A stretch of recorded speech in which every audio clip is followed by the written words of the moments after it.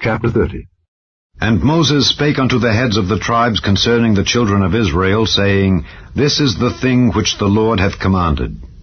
If a man vow a vow unto the Lord, or swear an oath to bind his soul with a bond, he shall not break his word. He shall do according to all that proceedeth out of his mouth.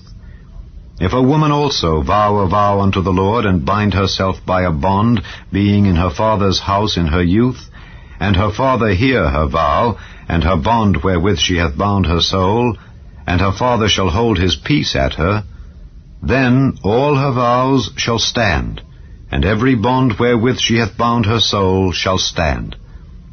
But if her father disallow her in the day that he heareth, not any of her vows or of her bonds wherewith she hath bound her soul shall stand, and the Lord shall forgive her, because her father disallowed her.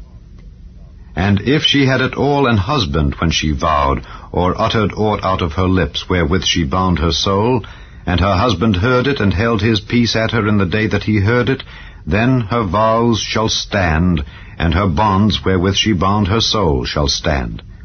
But if her husband disallowed her on the day that he heard it, then he shall make her vow which she vowed, and that which she uttered with her lips, wherewith she bound her soul, of none effect, and the Lord shall forgive her. But every vow of a widow and of her that is divorced, wherewith they have bound their souls, shall stand against her. And if she vowed in her husband's house, or bound her soul by a bond with an oath, and her husband heard it, and held his peace at her, and disallowed her not, then all her vows shall stand, and every bond wherewith she bound her soul shall stand. But if her husband hath utterly made them void on the day he heard them, then whatsoever proceeded out of her lips concerning her vows, or concerning the bond of her soul, shall not stand. Her husband hath made them void, and the Lord shall forgive her.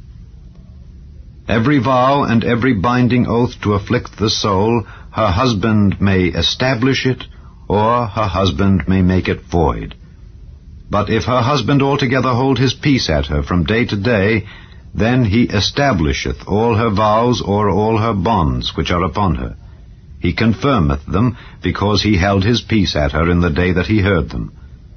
But if he shall anyways make them void after that he hath heard them, then he shall bear her iniquity. These are the statutes which the Lord commanded Moses between a man and his wife, between the father and his daughter, being yet in her youth in her father's house.